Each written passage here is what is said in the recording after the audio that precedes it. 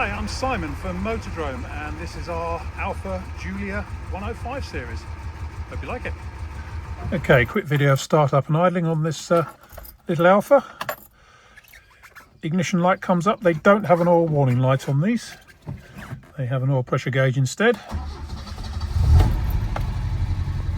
Starts nicely. Settles down to a nice idle. It has actually got a hand throttle on this one as well. As you can see down there, the oil pressure gauge is showing right up at the top. We've just been out for a run, so it's just starting to warm up again now. It runs and dries beautifully. Right, next up we'll show you under the bonnet. Here we are, little Alfa twin cam engine. Let's just put that on wide angle. There we go. Just doing what it's supposed to do. Twin Webers on this one. Twin cam, decent silicon leads, just idling away exactly the way it's supposed to. As I say, it does have a hand throttle assembly on it as well, so you can sort of adjust the idle from inside the car. Right, next up we have driving. Okay, here we are out in this G registration, so either 68 or 69, Alfa Romeo Giulia Super, and it's just a superb car, this one, it really is. Showing, well, 14,000 miles, so we presume that's 114, obviously. But in beautiful condition. This is an original right-hand drive example, UK right-hand drive, so very, very rare. Totally advanced for their day.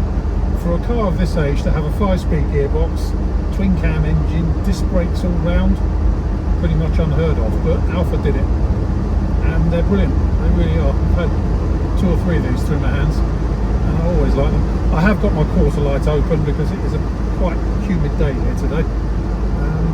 So apologies if there's a bit of extra wind noise.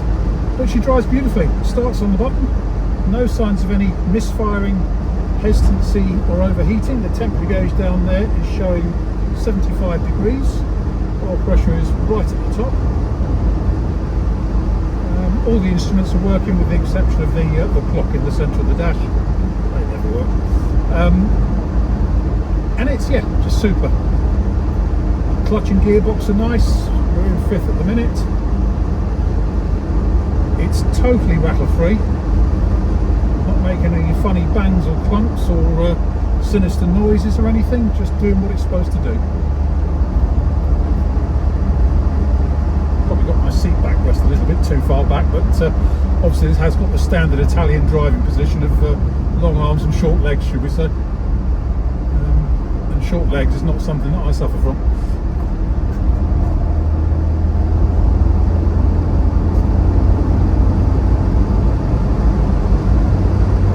But yeah, I really, really like it. Steers nicely, it's going where it's placed, it's not wandering all over the road. Turn right here, it stops nicely as well. Obviously discs all round, as we say.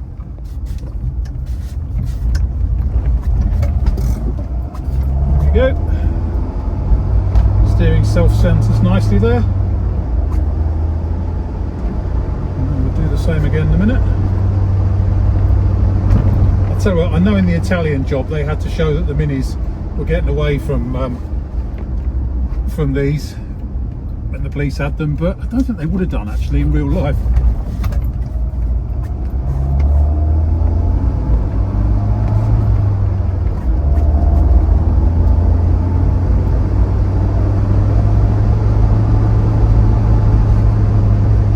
Right, come up to the junction.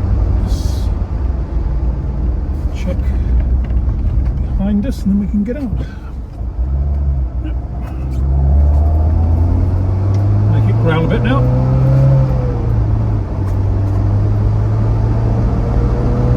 It does pull well.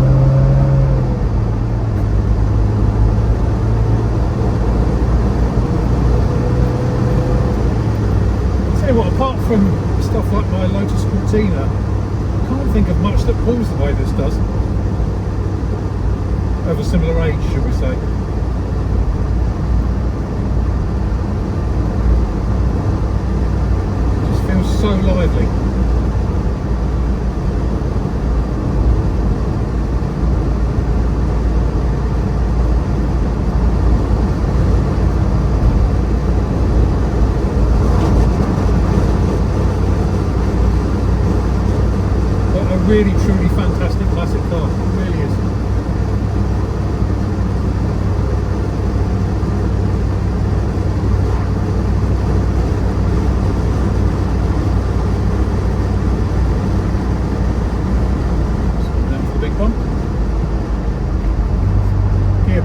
super slick, so no synchro problems or anything.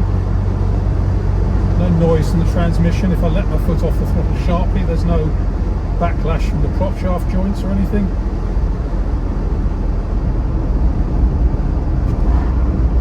I know this one has just recently been through by an Alfa specialist to get it all sorted and up together, and they've done a good job, I think.